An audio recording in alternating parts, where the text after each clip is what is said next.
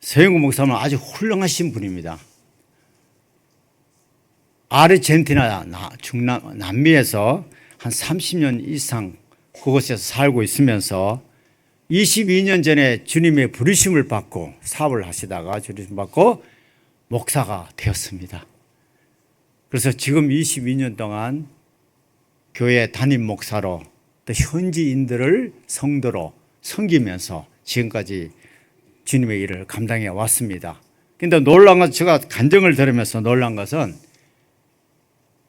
교회를 5군데나 세웠다고 말씀하셨어요.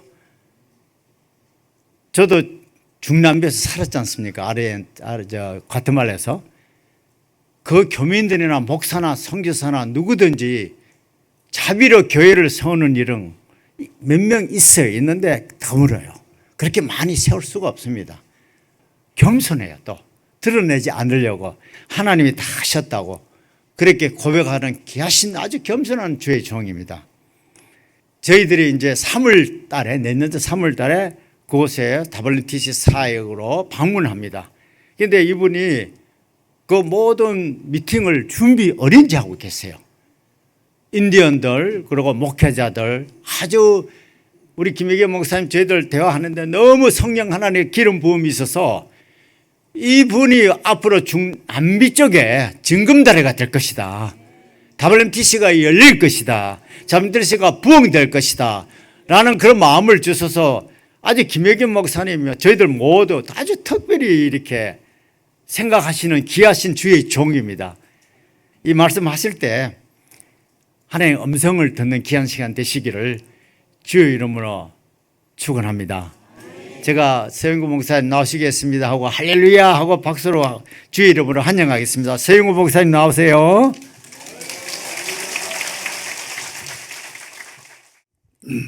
반갑습니다, 여러분. 저는 아르헨티나에서 사역하고 있는 서영구 선교사입니다. 오늘은 구원받은 자의 사명이라는 주제로 여러분에게 말씀을 전하려고 합니다. 우리가 처음 예수를 믿고 또 성령을 받으면은 그 받은 증거의 첫 번째가 우리 주 예수를 전하기 위해서 설렌다는 겁니다. 그분을 전하기 위해서 내가 아는 모든 사람들에게 그분을 소개하고 전하려고 그 설레입니다. 이게 성령이 내게 임한 첫 번째 증거입니다.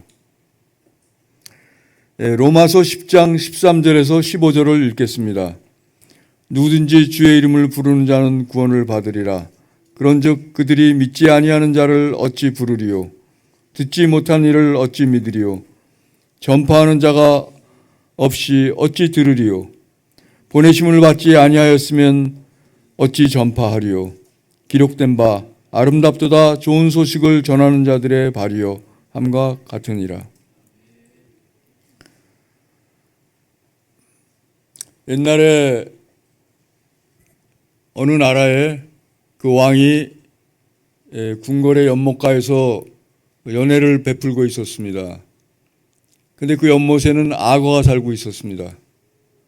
그 왕이 말하기를 누구든지 저 연못에 뛰어들어 빨리 헤엄을 쳐서 건너면 내가 큰 상을 내리라 라고 얘기했습니다.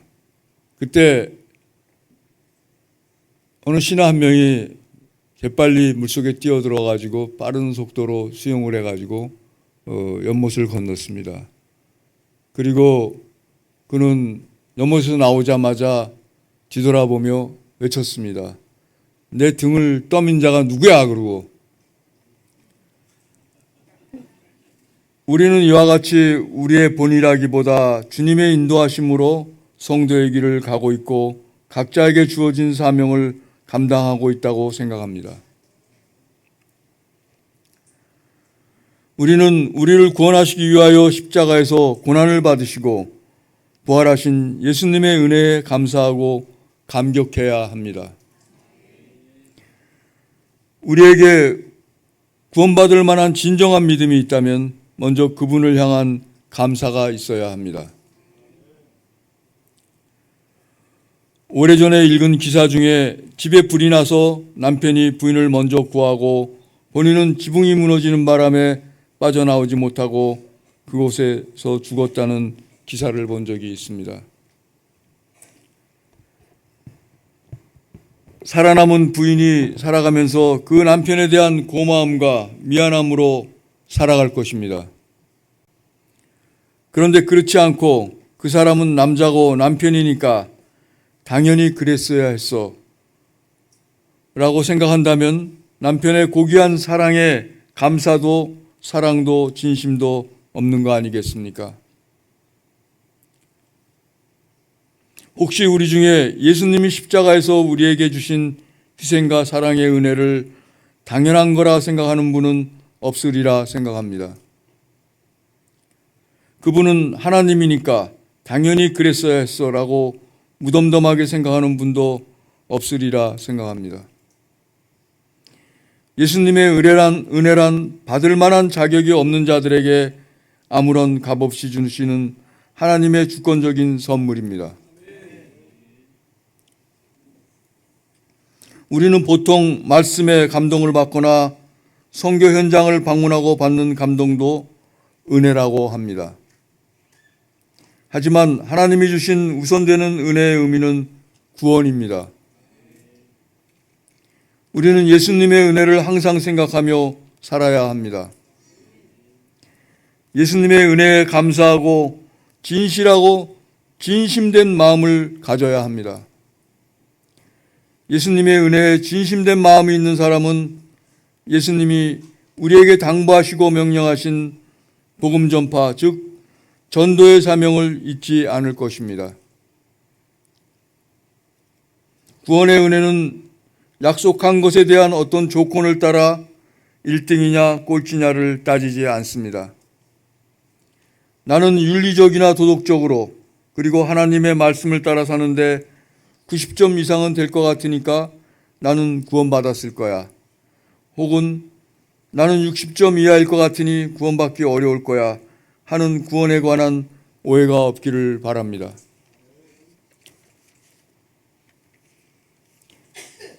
마태복음 20장 1절에서 16절을 다 같이 읽겠습니다.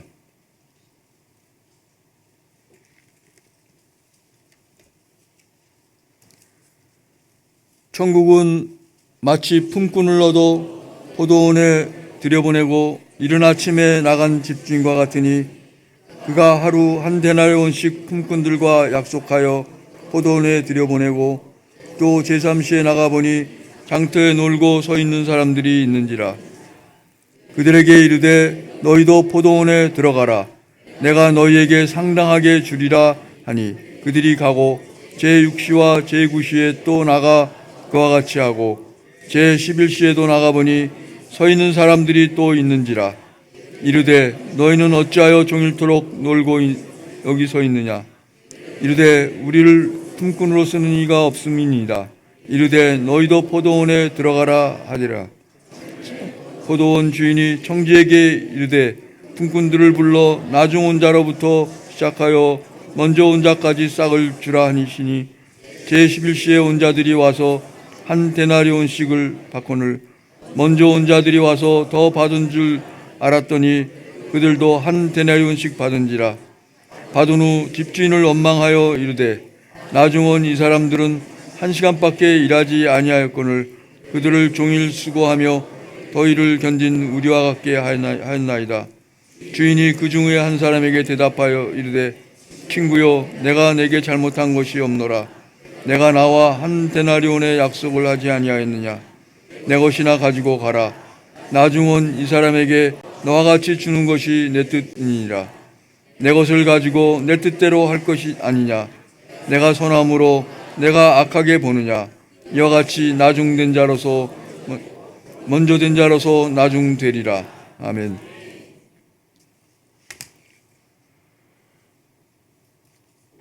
나중에 온 이 사람에게 너와 같이 주는 것이 내 뜻이니라는 말씀은 포도원에서 열심히 일한 사람이나 별로 안 한 사람이나 똑같이 주는 이야기가 나옵니다. 이것은 세상 이치에 전혀 맞지 않는 계산법으로 따져 생각한다면 분명 공평하지 못하게 보이는 것이 사실입니다. 구원의 은혜란 하나님의 뜻대로 선물로 받는 것이지 인간의 어떠한 노력의 대가로 얻는 품삯이 아닙니다. 아담의 불순종으로 인간은 죄인이며 예수님의 순종으로 구원이 은혜로 온 것입니다. 예수님이 구세주 되심을 마음으로 믿고 입으로 시인하여 구원에 이른다고 성경은 말씀하고 있습니다. 예수님이 나의 구세주 되심을 진심으로 믿고 시인한다면 예수를 증거하고 복음을 전파하는 마음과 입술이 되어야 할 것입니다. 물론 전도는 쉬운 게 아닙니다. 핍박도 받고 조롱도 받고 순환을 당할 때도 있을 것입니다. 제가 아르헨티나에서부터 알고 지내는 선교사님은 약 20여 개 중미 남미의 나라를 다니시면서 전도 집회 강연을 하셨습니다. 또 그분은 강연이 없을 때는 사람이 많은 아르헨티나에 많이 왕래하는 아르헨티나의 시장통 같은 데서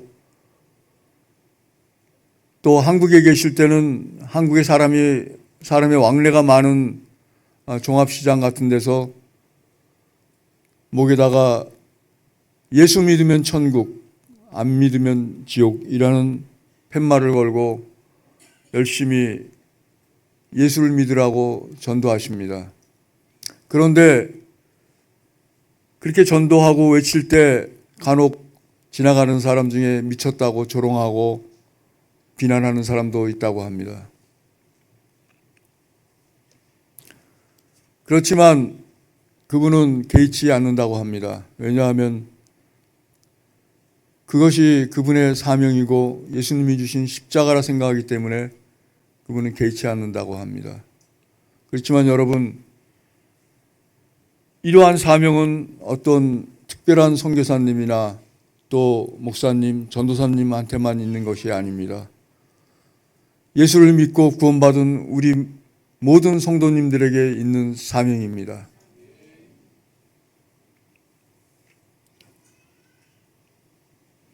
삶의 길을 지혜롭게 가시는 분들은 그들의 삶의 목적이 분명하고 우선순위를 분명히 한다는 것입니다. 우선순위란 무엇입니까? 우선순위는 중요한 일과 중요하지 않는 일을 구분하는 것입니다. 먼저 해야 할 일과 나중에 해야 할 일을 잘 분별해서 일할 때 일이 효율적이라고 이야기합니다. 여러분, 우리가 어떤 것을 우선순위로 삼는다는 것은 그것에 더 많은 우리의 노력과 경주를 하는 것을 의미할 것입니다. 대부분 내 삶의 우선순위는 나의 사명과 일치되는 경우가 많이 있습니다. 우리 성도들의 삶의 우선순위는 무엇일까요? 아니, 성도들의 제일 되는 사명은 무엇일까요? 우리는 예수님의 사역 속에서 그 해답을 찾을 수 있습니다. 예수님은 이 땅에 오셔서 주로 어떤 일에 시간을 많이 할애하셨습니까? 예수님은 그분이 오신 목적을 누가복음 19장 10절에 이렇게 말씀하십니다. 인자가 온 것은 잃어버린 자를 찾아 구원하려 함이라. 잃어버린 영혼을 찾아 구원하는 것이 주님의 우선순위라고 말합니다. 마가복음 1장 38절에 보면 복음서 초기 사역 때 예수님은 이렇게 말씀하셨습니다. 이르시되 우리가 다른 가까운 마을들을 가자. 거기서도 전도하리니 내가 이 일을 위하여 왔노라. 다시 말하면 예수님이 이 땅에 오신 목적은 전도하기 위해서입니다. 그분이 공생의 3년을 마치시고 우리를 위해 십자가에 죽으시고 부활하신 후에 40일간 제자들과 함께 있다가 승천하실 때 마지막으로 제자들에게 준 명령이 무엇입니까? 복음 증거의 명령입니다. 마태복음 28장 19절에 그러므로 너희는 가서 모든 족속으로 제자를 삼아 아버지와 아들의 이름으로 세례를 주고 내가 너희에게 분부한 모든 것을 가르쳐 지키게 하라고 말씀하십니다. 마가복음 16장 15절의 말씀도 동일한 말씀입니다. 너희는 온 천하에 다니면서 만민에게 복음을 전파하라는 것입니다. 예수님의 삶의 우선순위는 복음 전파였습니다. 그리고 예수님은 그 목적을 위해 살아가시다가 우리에게 그 사명을 위임해 주셨습니다. 우리는 예수님의 은혜에 감사하며 그분이 당부이고 명령이신 전도에 힘써야 할 것입니다. 어떤 사람이 양 100마리가 있었는데 저녁에 개수하다 보니 한 마리가 부족했었습니다. 99마리를 두고 한 마리 양을 찾아서 온 상가들을 헤매입니다. 그리고 잃어버린 한 마리 양을 찾아 돌아올 때는 어깨에 메고 기쁘게 돌아와서 온 마을 사람들을 불러서 잔치를 벌인다는 것입니다. 여러분, 양 한 마리를 찾은 것과 잔치 비용과 비교가 되겠습니까? 그러나 목자의 마음은 잃어버린 양을 찾았을 때 그 감격이 크다는 것입니다. 우리가 잘 아는 탕자의 비유는 사실 돌아온 아들의 이야기입니다. 아들이 아버지의 집을 떠나서 방탕한 삶을 살다가 거름뱅이가 되어 결국 갈 곳이 없어서 아버지의 집으로 다시 돌아오는 것입니다. 잃어버린 자가 회복되는 사건입니다. 예수님이 이 땅에 오신 목적은 잃어버린 영혼을 구원하기 위하여 오신 겁니다. 그렇다면 우리 구원받은 성도들의 제일 되는 사명은 무엇이겠습니까? 그것은 바로 예수님의 사역과 일치합니다. 주님께서 우리에게 맡긴 잃어버린 영혼을 구원하고 복음을 증거하는 일이 성도의 제일 되는 사명인 것을 믿으시기 바랍니다. 사도행전 20장에 보면 바울은 자신의 사명을 이렇게 적어 놓았습니다. 내가 달려갈 길과 주 예수께 받은 사명 곧 하나님의 은혜의 복음을 증언하는 일을 마치려 하면은 나의 생명조차 조금도 귀한 것으로 여기지 아니하노라 라고 말씀하고 있습니다. 그는 그것을 위해서라면 자기의 생명도 아깝지 않다는 것입니다. 그것이 사도 바울의 사명이라면 그것이 오늘 우리의 구원받은 성도의 사명인 것입니다. 그래서 디모데후서 4장 2절에 너는 말씀을 전파하라. 때를 얻든지 못 얻든지 복음을 증거하라고 권면하고 있습니다. 하나님이 우리 인간에게 원하시는 가장 아름다운 소원이 있다면 그것은 바로 복음 증거입니다. 디모데전서 2장 4절에 보면 하나님은 모든 사람이 구원을 받으며 진리를 아는 데 이르기를 원하시느니라 라고 말하고 있습니다. 주님이 원하시는 것이 영혼 구원이요 우리에게 주어지는 사명은 잃어버린 영혼을 찾아서 구원하는 일입니다. 그래서 마태복음 6장 33절에 주님은 말씀하십니다. 그런즉 너희는 먼저 하나님의 나라와 그의 의를 구하라. 그리하면 이 모든 것을 너희에게 더하시리라. 우리에게 할 일이 많이 있지만 그 중에 먼저 할 일은 하나님의 나라와 그의 의를 구하는 것입니다.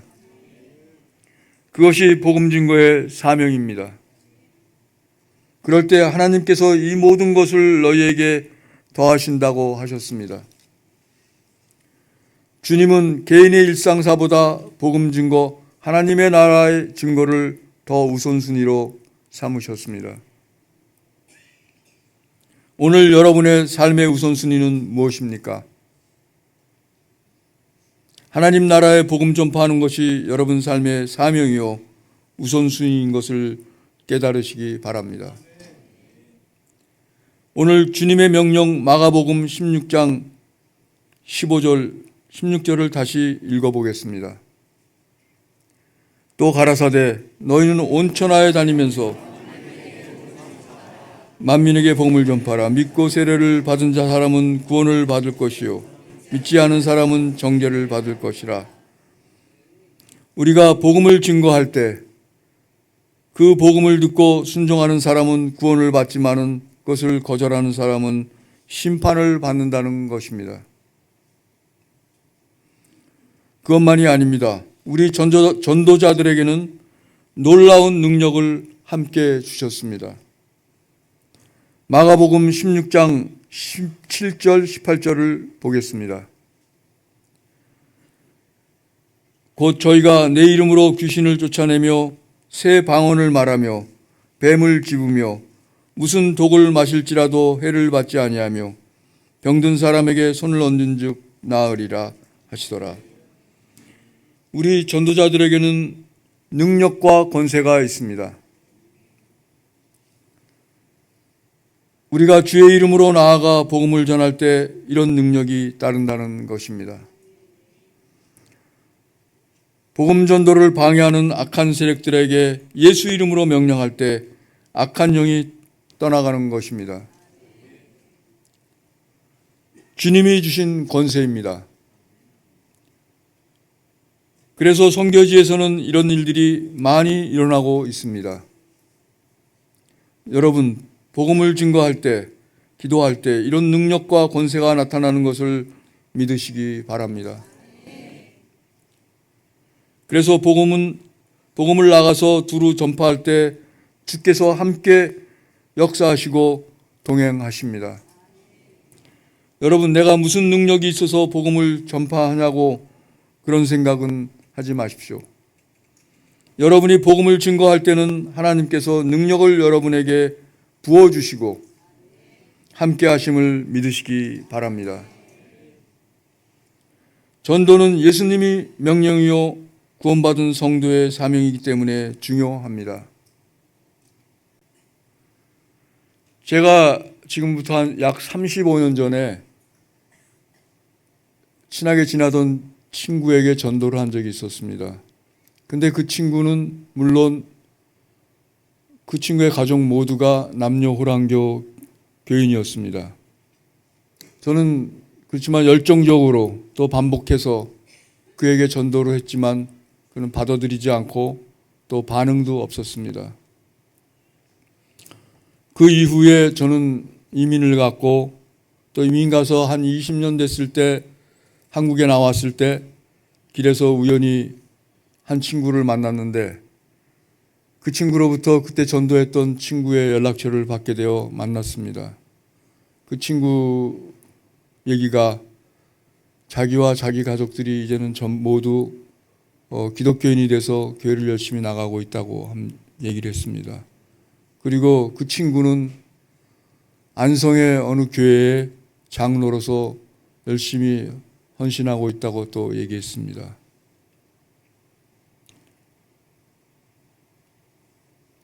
전도의 결과에 연연하지 마십시오. 추수하시는 분은 주님이십니다. 복음 전도의 중요성 중에 복음의 연속성의 과제가 있습니다. 여러분, 복음은 부모로부터 할아버지로부터 손자 후손에까지 이어져야 합니다. 그런데 이 복음이 단절될 때 교회가 위기를 당하게 됩니다. 오늘 이 사회의 현상을 가르쳐 고령화 저출산의 시대라 합니다. 예를 들면 예전에 비해 삶의 환경이 좋아졌습니다. 의료시설도 좋아졌고 병원도 가기 쉽고 영양분도 잘 공급받고 장수를 합니다. 지금은 100세까지 살 수 있는 세대라 합니다. 그만큼 고령화 사회가 되고 있는 상황입니다. 그런데 문제는 노인들도 많고 젊은이도 많으면 좋은데 젊은이가 점점 줄어든다는 데 문제가 있습니다. 여러분, 두 사람이 만나서 아이 둘을 낳아야 인구가 현상 유지가 됩니다. 두 사람이 결혼해서 한 명만 낳으면 인구가 한 명 주는 것이 됩니다. 요즘은 아예 결혼을 하지 않는 사람들도 많이 있습니다. 그래서 저출산이 오늘 이 시대의 심각한 문제입니다. 세계에서 출산율이 가장 낮은 나라가 대한민국이라고 그럽니다.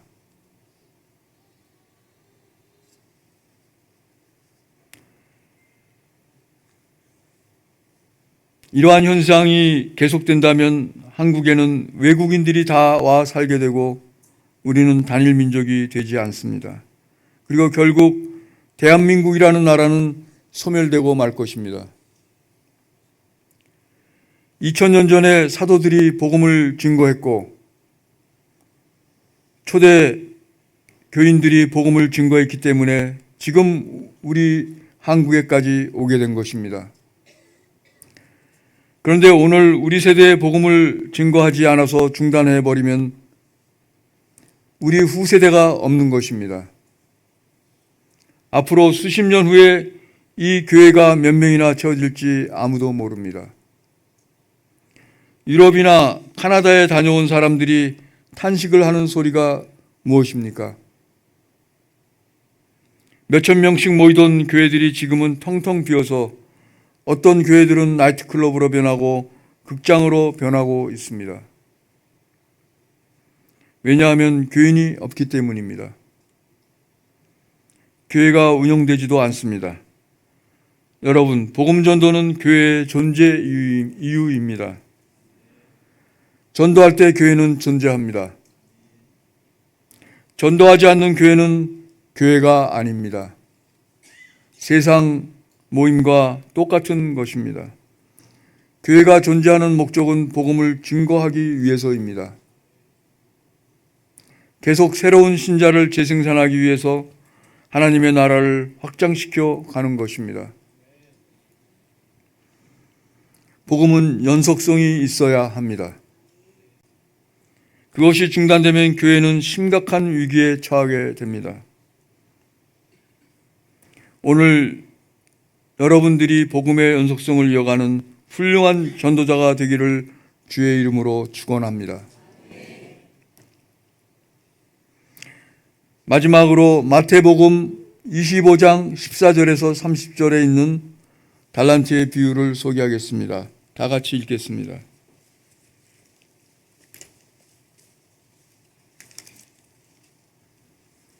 또 어떤 사람이 타국에 갈 때 그 종들을 불러 자기 소유를 맡김과 같으니 각각 그 재능대로 한 사람에게는 5달란트를, 한 사람에게는 2달란트를, 한 사람에게는 1달란트를 주고 떠났더니 5달란트를 받은 자는 바로 가서 그것으로 장사하여 또 5달란트를 남기고 2달란트를 받은 자도 그같이 하여 또 2달란트를 남겼을 때 1달란트 받은 자는 가서 땅을 파고 그 주인의 돈을 감추어 두었더니 오랜 후에 그 종들의 주인이 돌아와 그들과 결산할세 5달란트를 받은 자는 5달란트를 더 가지고 와서 이르되 주인이여 내게 5달란트를 주셨는데 보소서 내가 또 5달란트를 남겼나이다. 그 주인이 이르되 착하고 충성된 종아 내가 적은 일에 충성하였음에 내가 많은 것으로 내게 맡기리니 내 주인의 즐거움에 참여할지어다 하고 2달란트를 받았던 자도 와서 이르되 주인이여 내게 2달란트를 주셨는데 보소서 내가 또 2달란트를 남겼나이다. 그 주인이 이르되 잘하였도다 착하고 충성된 종아 내가 적은 일에 충성하였음에 내가 많은 것으로 내게 맡기리니 내 주인의 즐거움에 참여할지어다 하고 1달란트 받았던 자는 와서 이르되 주인이여 당신은 굳은 사람이라 심지 않은 데서 거두고 해치지 않은 데서 모으는 줄을 내가 알았으므로 두려워하여 나가서 당신의 달란트를 땅에 감추어 두었나니이다. 보소서 당신의 것을 가지셨나이다. 그 주인이 대답하여 이르되 악하고 게으른 종아 나는 심지 않은 데서 거두고 해치지 않은 데서 모으는 줄로 내가 알았느냐. 그러면 내가 마땅히 내 돈을 추리하는 자들에게 맡겼다가 내가 돌아와서 그에게서 그 1달란트를 빼앗아 10달란트 가진 자에게 주라. 무릇 있는 자는 받아 풍족하게 되고 없는 자는 그 있는 것까지 빼앗기리라. 이 무익한 종을 바깥 어두운 데로 내쫓으라. 거기서 슬피 울며 이를 갈리라 하니라. 아멘.